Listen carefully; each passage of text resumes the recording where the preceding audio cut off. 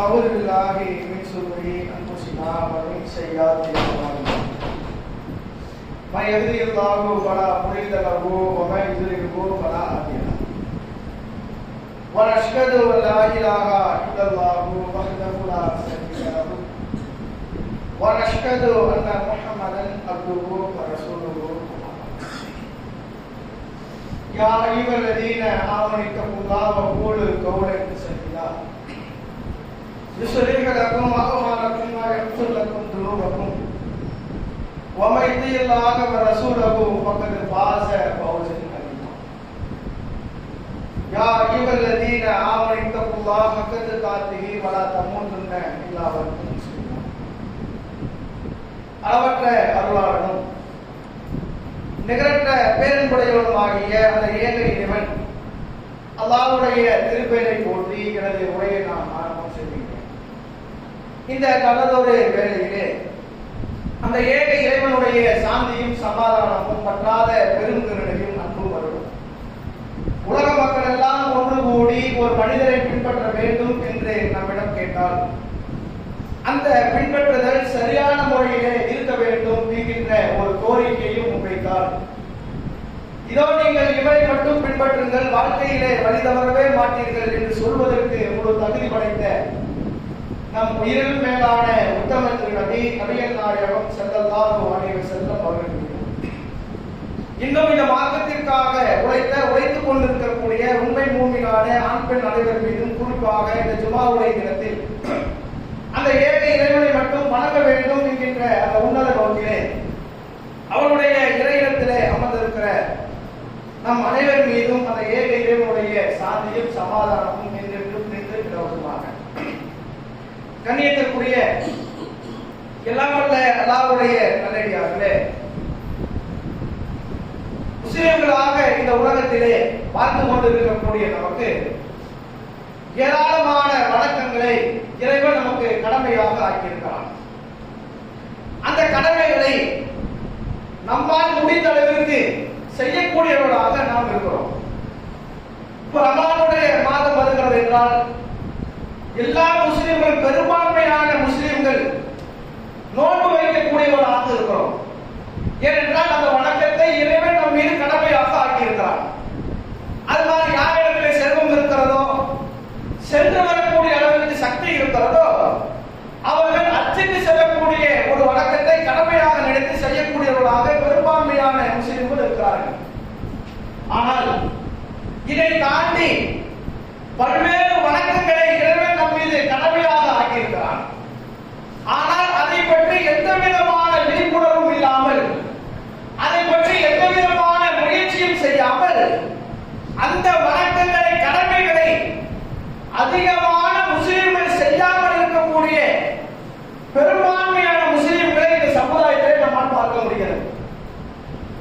அந்த மாதிரியான வணக்கங்களை எல்லாம் அலட்சியமாக எடுத்துக்கொண்டு அதற்கு என்று எந்த விதமான முக்கியத்துவம் கொடுக்காமல் மார்க்கம் அதற்கு ஏராளமான சிறப்புகளையும் ஏராளமான நன்மைகளும் தரக்கூடிய வணக்கங்கள் மார்க்கத்தில் அதிகமாக சொல்லித்தரப்பட்டிருக்கிறது. அந்த மாதிரி முஸ்லிம்கள் அதிகமாக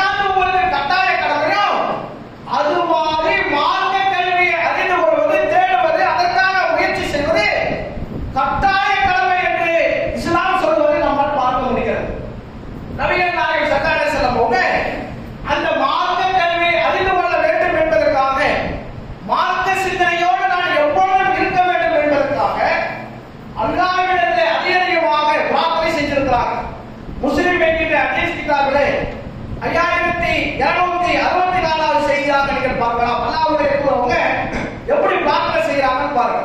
அல்லாஹும்ம அவ்லிலி தீனி அல்லதி ஹுவ இஸ்மத்து அம்ரி. இறைவா, எனக்கு மார்க்கத்தை சீர்படுத்த வேண்டும். நீ எதற்காக மார்க்கத்தை சீர்படுத்தணும்? எனது நடத்தைக்கு பாதுகாப்பாக இருக்கக்கூடிய இந்த மார்க்கத்தை எனக்கு நீ சீர்படுத்தித்தா. நான் இந்த உலகத்தில் நேரான வழியை நடக்க வேண்டும், நேரான பாதைக்கு நான் செல்ல வேண்டும் என்று சொன்னால் அதற்கு மிக முக்கியமானது மார்க்க சட்டங்கள். அந்த மார்க்க சட்டங்களை நான் அறிந்து கொள்வதற்கு எனக்கு நீ உதவி செய் என்று சொல்லி நபிகள் நாயகம் ஸல்லல்லாஹு அலைஹி வஸல்லம் அவங்க மார்க்க சட்டங்களை அறிந்து கொள்ளக்கூடிய அந்த பாதையை செய்திருக்கிறார்கள் என்றால், அப்போ மார்க்க விஷயங்களை அறிந்து கொள்வது இஸ்லாம் எந்த அளவு வைக்கிறது என்று பாருங்கள். அது மட்டுமல்ல, எந்த முஸ்லிமாக இருந்தாலும் சொர்க்கம் போக வேண்டும் என்று விரும்புகிறோம். சொர்க்கம் லேசா கிடைச்சிருமா? திருமலை குர்ஆனை நீங்கள் எடுத்து பாருங்க, பல வசனங்கள் சொர்க்கத்தை பற்றி பேசுகிறது. அம் ஹஸிப்தும் அன் தத்குலுல் ஜன்னah, நீங்கள் சொர்க்கம் போகலாம் என்று சாதாரணமாக லேசாக சொர்க்கம் போகலாம் என்று நீங்கள் எண்ணிக்கொண்டிருக்கிறீர்களா? அந்த கேள்வியாக முன்வைக்கிறார். நீங்கள் சொர்க்கம் போக வேண்டும் என்று ஆசை இருக்கிறது என்று சொன்னால் சும்மா லேசா சொர்க்கம் போக முடியாதா?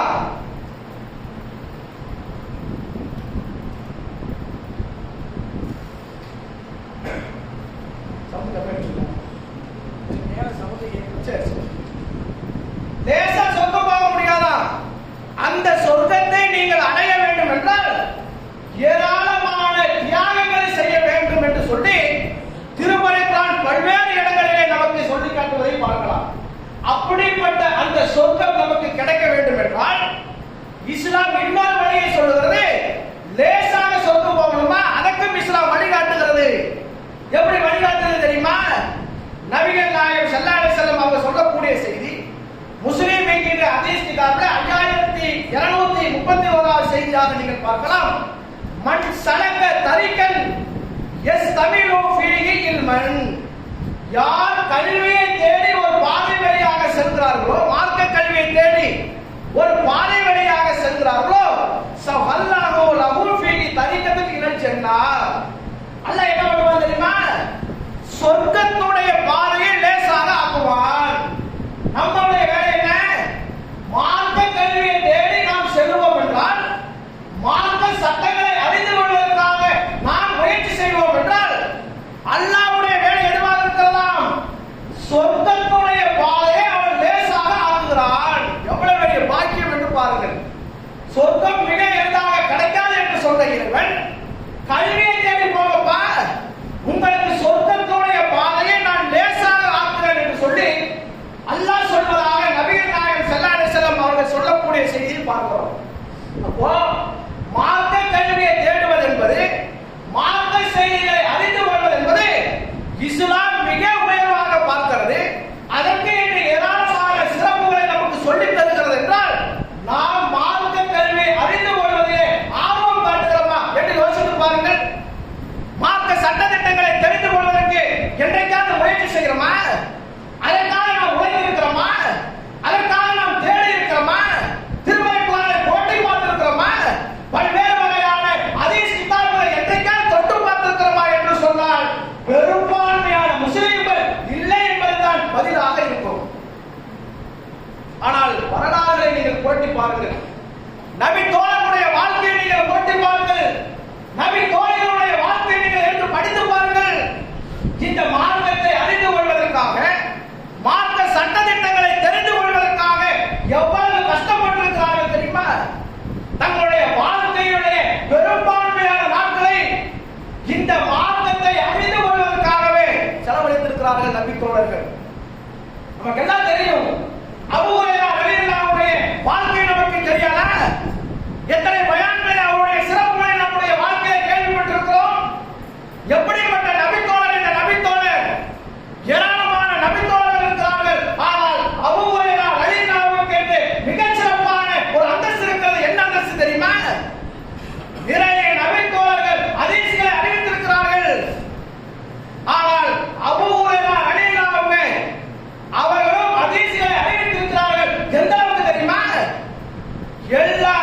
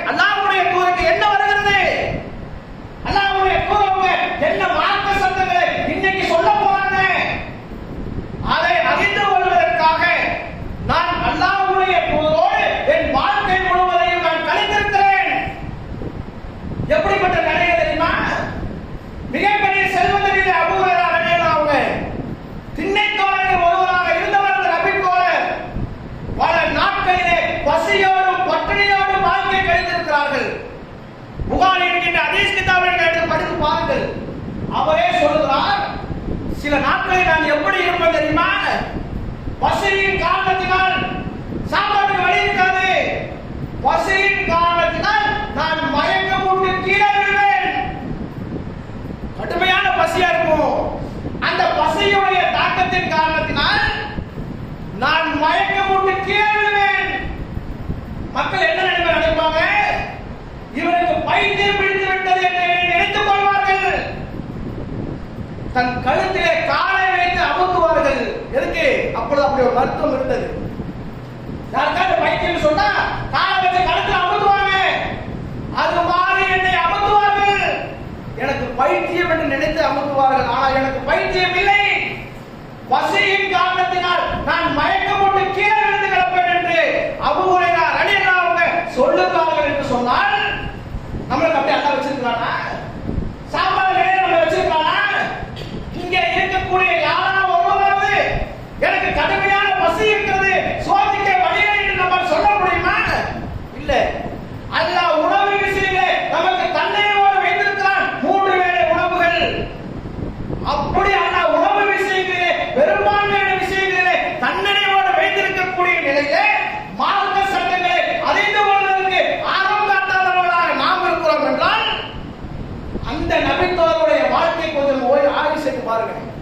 கடுமையான பசியுடைய நேரத்தில் கூட ஒருவேளை உணவு கிடைத்தால் போதும் என்கின்ற அந்த சிந்தனையோடு மார்க்க சட்டங்களை அறிந்து கொள்ள வேண்டும் என்பதற்காக அல்லாஹ்வுடைய தூதரோடு பல்வேறு வகையான பயன்களை மேற்கொண்டிருக்கிறார்கள் என்றால் மார்க்க சட்டங்களை அறிந்து கொள்வதிலே அந்த நபித்தோருக்கு இந்த ஆர்வத்தை நீங்கள் பாருங்கள். அதோடு புரியுதா? நபித்தோருடைய வரலாறுகளை நீங்கள் எடுத்து பார்த்தீர்கள் என்றால் ஏராளமான நபித்தோருடைய வரலாறுகள் ஆதாரமாக கிடைக்கிறது. உமர் ரலியல்லாஹுடைய வாழ்க்கையை எடுத்து பாருங்கள். எப்படிப்பட்ட நபித்தோழர்! இந்த உலகத்திலே வாழும் பொழுது அல்லாஹ்வுடைய தூதருடைய நாவின் மூலமாக சொர்க்கவாதி என்று நற்செய்தி சொல்லப்பட்ட ஒரு நபித்தோழர். அது மட்டுமல்ல, ஒரு அல்லாஹ்வுடைய தூதருக்கு ஒரு கனவிலே ஒரு மாளிகை காட்டப்படுகிறது சொர்க்கத்திலே. கேட்கிறாங்க, யாருடைய மாளிகை? மலக்குமார்கள் சொல்றார்கள், உமருடைய மாளிகை. அல்லாஹ்வுடைய தூதர் அப்படியே வெளியே வந்துடுறாங்க. உள்ள போகணும்னு ஆசைப்படுறாங்க. உமருடைய கோபத்தோட ரோசத்தின் காரணத்தினால் வெளியே வந்து விடுகிறார்கள். அப்படிப்பட்ட சிறப்பு மிக்க சொர்க்கவாதி என்று நற்செய்தி சொல்லப்பட்ட அந்த உமர் ரலியல்லாஹுடைய மார்க்க ஆர்வம் எப்படி இருந்தது தெரியுமா? புகாரியை நீங்கள் பார்க்கலாம். 3679 செய்தி. உமர் ரலியல்லாஹு சொல்றாங்க, நானும் எனது வீட்டுக்கு அருகிலே இருந்த அன்சாரி நபித்தோர்களும் எப்படி இருப்பது தெரியுமா? சொல்றாங்க, என்ஜுலு யௌமன் வ அன்ஜுலு யௌமன். நபியே நாயகம் ஸல்லல்லாஹு அலைஹி வஸல்லம் சபைக்கு ஒரு நாள் அவர் போவார். நான் என்ன பண்ணுவேன்? வேலைக்கு போயிருவேன். வேலைக்கு போயிட்டு நான் சம்பாதிக்கக்கூடிய அந்த பொருளாதாரத்தை சரிபாதியாக பிரித்து அவருக்கு கொடுத்து விடுவேன். அவருடைய வேலை என்ன? அல்லாஹ்வுடைய தூதரோடு இருந்த அந்த காரணத்தினால் மார்க்க செய்திகளை அவர் என்ன சொன்னார் அதை எனக்கு கற்றுத் தருவார். அடுத்த நாள் நான் என்ன பண்ணுவேன்? நான் அல்லாஹ்வுடைய தூதரோடு இருந்து கொண்டு மார்க்க செய்திகளை கற்றுக்கொள்வேன். அவர் வேலைக்கு போயிடுவாரு. அவர் சம்பாதித்து வந்ததை நாங்கள் சரிபாதியாக பிரித்துக் கொள்வோம். எப்படி ஆர்வம்? மார்க்க செய்திகளை கற்றுக்கொள்வதற்கு வருடத்திற்கு பாதி நாள் மார்க்க செய்திகளை கற்றுக்கொள்வதற்கு தங்களுடைய வாழ்க்கையை அர்ப்பணித்துக் கொண்ட நபித்தோழர்கள் எப்படிப்பட்ட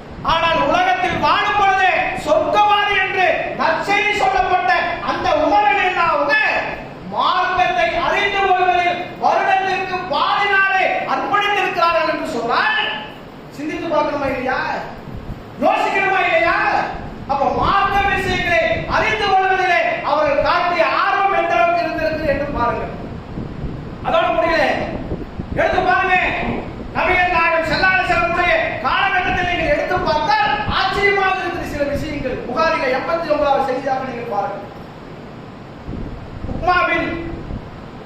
உக்மா இப்னு அல் ஹாரிஸ் என்று சொல்லக்கூடிய ஒரு நபி தோழர், அவர் என்ன பண்றாருன்னு சொன்னா, அபூ இஹாப் இப்னு அஸ் என்று சொல்லக்கூடிய ஒரு மகளை திருமணம், அவருடைய மகளை திருமணம் பண்றாரு. திருமணம் பண்ணி முடிச்சிட்டாரு. திருமணம் பண்ணி முடிச்ச உடனே ஒரு பெண்மணி வந்து சொல்றாங்க, ஏப்பா உன் மனைவிக்கு நான் பால் கொடுத்துருக்கிறேன், உனக்கும் நான் பால் கொடுத்துருக்கிறேன், 2 பேருக்கு நான் பால் கொடுத்துருக்கிறேங்கிறாங்க. இஸ்லாத்துடைய சட்டம் என்ன? 2 பேரும் ஒரு தாயிடத்தில் பால் குடிப்பார் என்று சொன்னால் அவர்கள் பால்குடி சகோதரராக மாறிவிடுவார்கள். இது சட்டம். அப்ப அவங்க ஏன் முன்னாடியே சொல்லல அப்படிங்கிறாங்க. ஆமா எனக்கு தெரியல, இப்பதான் தெரியுதுங்கிறாங்க. நம்ம உடனடியாக அந்த பெண்மணி சொல்றாங்க, திருமணம் செல்லாதுங்கிறாங்க. இவர் என்ன பண்றாரு தெரியுமா? திருமணம் செல்லாது என்று சொன்ன உடனே, நீங்க சொல்றத நான் நம்ப மாட்டேன், நான் அல்லாஹ்வுடைய தூதரை சந்திப்பேன், இதை பற்றி உண்டான மார்க்க சட்டங்களை அறிந்து கொள்ள என்கின்ற அடிப்படையில் மதீனாவிலிருந்து மக்காவுக்கு பயணிக்கிறார்.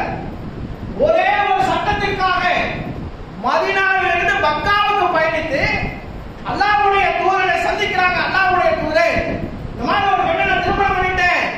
ஒரு பெண்மணி வந்து சொல்றாங்க, 2 பேருக்கு நான் பால் கொடுத்திருக்கிறேங்கிறாங்க, நான் என்ன பண்ணுவேன் என்று சொன்ன உடனே நபிகள் நாயகம் ஸல்லல்லாஹு அலைஹி வஸல்லம் அவங்க சொல்றாங்க, கைஃப பக்கத்து கீழே அவர்களுடைய சகோதரன், நீங்கள் இருவரும் அந்த பெண்ணுக்கு சகோதரன் என்று சொல்லப்பட்ட நிலையில நீங்க எப்படி கணவன் மனைவியாக வாழ முடியும்?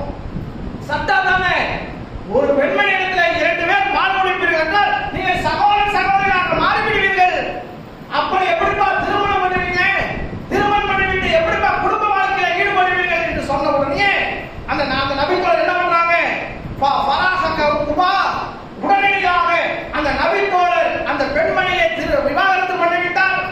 அந்த பெண்மணி வேறு கணவனை வேறு நபரை திருமணம் பண்ணிவிட்டார் என்கிற செய்தியை புகாரி என்கின்ற ஹதீஸ் கிதாபிலே 89வது செய்தியாக நாம் பார்க்கிறோம் என்று சொன்னால், ஒரே ஒரு செய்திக்காக, ஒரே ஒரு மார்க்க சட்டத்திற்காக மதீனாவிலிருந்து மக்காவுக்கு பயணித்து வருகிறார் என்று சொன்னால் சாதாரண விஷயம் நினைக்கிறீங்களா?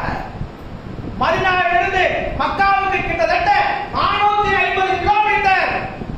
1 கிலோமீட்டர் 2 கிலோமீட்டர் இல்ல, கிட்டத்தட்ட 450 கிலோமீட்டர் பயணம் என்பது இப்பொழுது இலகுவாக இருக்கலாம். வாகன வசதிகள் அதிகமாக பெருகி இருக்கிறது. ஆனால் 1400 ஆண்டுகளுக்கு முன்பாக பயணிப்பதற்கு ஒட்டகம் தான் இருந்தது. பாலைவனத்தில் பயணிக்க வேண்டும். பாலைவன பயணம் என்பது சாதாரண ஒரு பயணமாக இருக்குமா? கடுமையாக வெப்பத்தை ஏற்படுத்தக்கூடியதாக இருக்கும், தூசு காற்றுகள் அதிகமாக வீசக்கூடியதாக இருக்கும்.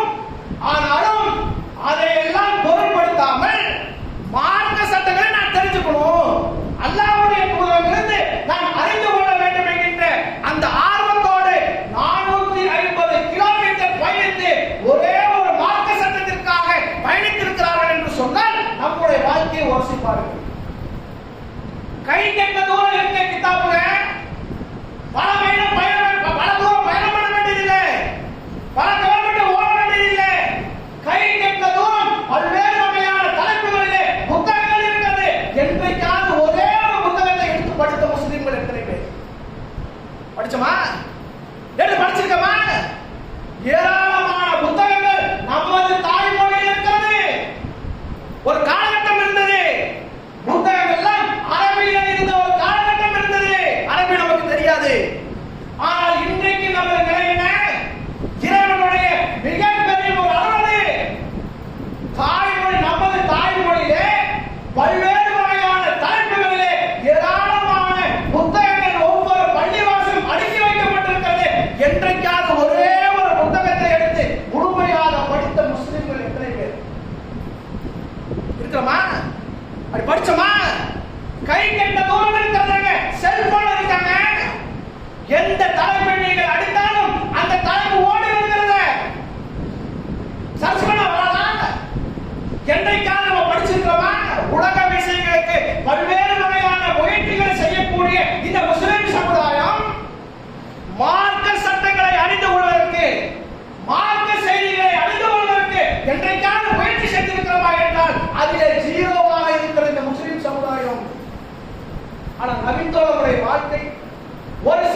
ஹிஜ்ரத்திற்காக பல மைல் தூரம் பயணித்த அந்த நபித்தோழர்களுக்கு கை கண்ட தூரம் கிதாபுகள் அடுக்கடுக்காக நமது மொழியில் இருக்கிறது, அதை படிக்காத முஸ்லிம்களாக இருக்கக்கூடிய நாம் எங்கே யோசித்து பார்க்கிறோம். நபித்தோழர்கள் எப்படியெல்லாம் கஷ்டப்பட்டிருக்கிறார்கள் தெரியுமா?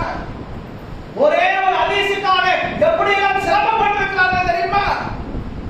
ஹதீஸிலே நபித்தோழர்கள் அறிவித்திருக்கிறார்கள் என்றால் அது புத்தகமாக வந்திருக்கிறது. சும்மா முடிச்சு நினைக்கிறீங்களா?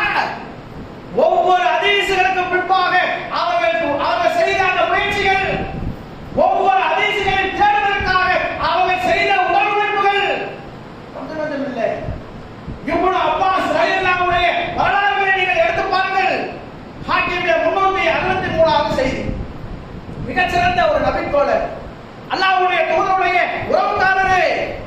அல்லாஹ்வுடைய தூதர் மரணிக்கும் பொழுது அவருக்கு வயது 8 அல்லது 10, சில ஹதீஸ்கள் 12 வருது. ஹிஜ்ரி 3 தான் பிறக்கிறாரு. கணக்கு பார்த்தா 7 தான் வரும், சில ஹதீஸ்கள் 10 வருகிறது. அப்படிப்பட்ட இப்னு அப்பாஸ் ரலியல்லாஹு மார்க்கத்தை அறிந்து கொள்வதிலே அதிக ஆர்வம் காட்டிய ஒரு நபித்தோழர்.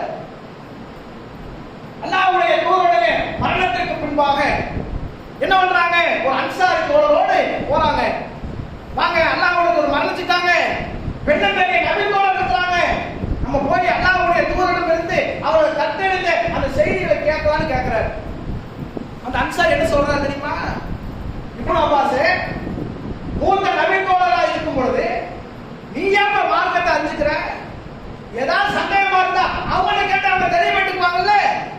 நீயே தெரிஞ்சுக்கணும்னு ஆசைப்படுற, எதுக்கு தெரியுமா நீ ஆசைப்படுற? எல்லாரும் வந்து உங்கள்கிட்ட சட்டத்திட்டங்களை கேட்க வேண்டும் என்று நீ விரும்புற அப்படின்னு அவர் சொல்றாரு. இவர் சொல்றாரு, இப்னு அப்பாஸ் ரலியல்லாஹு சொல்றாங்க, நீ என்ன சொன்னாலும், என்னை நீ கேலி செய்தாலும் நான் மார்க்க சட்டங்களை அறிந்து கொள்வதிலே எந்த விதமான பிற்போக்குத்தனத்தையும் நான் மேற்கொள்ள மாட்டேன். எப்படி தெரியுமா நான் இருப்பேன்? அவரே சொல்கிறார், நபிகள் நாயகம் ஸல்லல்லாஹு அலைஹி வஸல்லம் அவர்களிடமிருந்து ஒரே ஒரு ஹதீஸ், ஒரே ஒரு செய்தி ஒரு நபித்தோழரிடத்தில் இருக்கிறது என்று எனக்கு தெரிய வந்தால் நான் அவருடைய வீட்டுக்கு பயணம் மேற்கொள்வேன். போயிருக்கிறார், அப்படியே போயிருக்கிறார். அதான் அவர் சொல்லுவார், நான் பயணித்து போவேன். எப்படி தெரியுமா இருக்கும்? நான் போகக்கூடிய அந்த நேரத்தில் கடுமையான காற்று வீசும், தூசு காற்றுகள் வீசும். அந்த தூசு காற்றுகள் எனது முகத்திலே அப்படியே வந்து படியும். அந்த நிலையே அந்த நபித்தோழருடைய வீட்டுக்கு போனால் வீட்டுக்கு கூட்டப்பட்டிருக்கும். ஆனா திரும்பி வரமாட்டேன். என்ன தெரியுமா? எனது மேலாடையை கிழித்து அங்கேயே நான் படுத்து போவேன். அந்த தூசு காற்று எனது முகத்திலே அடித்து அடித்து அந்த நபித்தோழர் வந்து பார்ப்பாரு, யார் பாணி என்னை கேட்பார். நான் எந்திரித்து முகத்தையெல்லாம் தொடர்ந்து பார்த்த உடனே அவர் ஆச்சரியமாக கேட்பார், அல்லாஹ்வுடைய தூதருடைய உறவு காணல நீங்க? அப்பதான் தெரியும் மூஞ்சி எல்லாம் மண் படித்திருக்கிறது என்றால் எவ்வளவு மண் படித்திருக்க வேண்டும் அடையாளம் தெரியாத அளவுக்கு. அப்ப சொல்லுவார் நபித்தோழர் சொல்லுவார், சொல்லி அனுப்ப நானே வந்திருப்பேன்ப்பா, அல்லாஹ்வுடைய தூதருடைய சொந்தக்காரன் இல்ல, சொல்லி அனுப்பியிருந்தா நான் வந்திருப்பேன். அப்ப இப்னு அப்பாஸ் ரலியல்லாஹு சொல்லுவாங்க, இல்லை, உங்களை நான் நலம் விசாரிக்க வரவில்லை, உங்களிடத்திலே வியாபாரம் பேசுவதற்காக வரவில்லை. நான் வந்த நோக்கம் என்ன தெரியுமா? அல்லாஹ்வுடைய தூதரிடமிருந்து ஒரு செய்தி உங்களுக்கு தெரியும் என்று நினைத்து வந்திருக்கிறேன். அதை கற்பதற்காக நான் வந்திருக்கிறேன். நான் வருவதுதான் சிறந்தது. நான் தான் வரணும். மார்க்கத்தை கற்றுக்கொள்ள வேண்டும் என்றால் நீங்க என்ன தேடி வர வேண்டியதில்லை, நான் தான் உங்களிடத்தில் வர வேண்டும் என்று சொல்லி அல்லாஹ்வுடைய தூதரிடமிருந்து செய்தி, அல்லாஹ்வுடைய தூதரிடமிருந்து அறிந்து கொண்ட அந்த செய்தியை நான் கற்றுக்கிறேன் என்று இப்னு அப்பாஸ் ரலியல்லாஹு சொல்கிறார்கள். விளைவு என்ன தெரியுமா? இப்படி ஒவ்வொரு நபித்தோழராக போய் போய் ஹதீஸ்களை தெரிந்து கொண்டு இந்த சமுதாயத்திற்கு அவர் அறிவித்த ஹதீஸ்களுடைய எண்ணிக்கை எவ்வளவு தெரியுமா? 1660 ஹதீஸ்கள். ஒவ்வொரு நபித்தோழராக போய் போய் அவர் அல்லாஹ்வுடைய தூதரிடமிருந்து எந்த செய்திகளை அறிந்து வைத்திருக்கிறார் என்பதை தான் அறிந்து கொண்டு இந்த ஒட்டுமொத்த உம்மத்துகளுக்கும் 1660 ஹதீஸ்களை அறிவித்திருக்கிறார் என்று சொன்னால் ஒவ்வொரு ஹதீஸ்களுக்கும் பின்பாக ஏராளமான உழைப்பு இருந்திருக்கிறது. பல்வேறு வகையான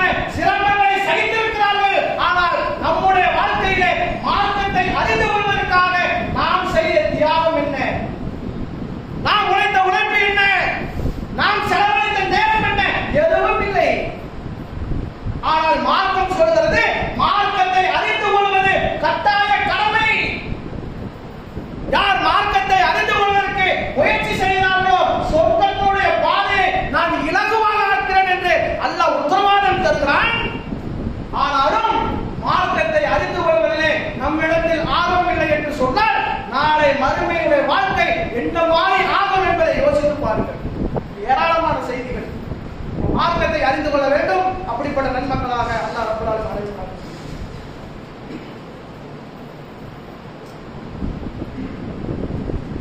கண்ணியத்திற்குரிய எல்லாம் வல்ல அல்லாஹ்வுடைய நல்லடியார்களே, மார்க்கத்தை அறிந்து கொள்வதிலே அதிகமாக ஆர்வம் காட்ட வேண்டும்.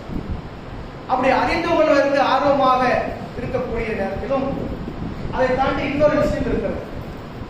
அறிந்து கொண்ட அந்த மார்க்கத்தை நடைமுறைப்படுத்த வேண்டும். சும்மா அறிந்ததற்கு மட்டும் முயற்சி செய்யக்கூடாது. மார்க்க சட்டங்களை ஏதாவது தெரிந்து கொண்டோம் என்று சொன்னால் அடுத்தடுத்ததாக நாம் செய்ய வேண்டிய மிக முக்கியமான காரியம் அந்த தெரிந்த அந்த செய்திகளை வாழ்க்கையிலே நடைமுறைப்படுத்தக்கூடியவர்களாக இருக்க வேண்டும். நபிகள் நாயகம் ஸல்லல்லாஹு அலைஹி வஸல்லம் காலகட்டத்தில் நீங்கள் எடுத்து பாருங்க.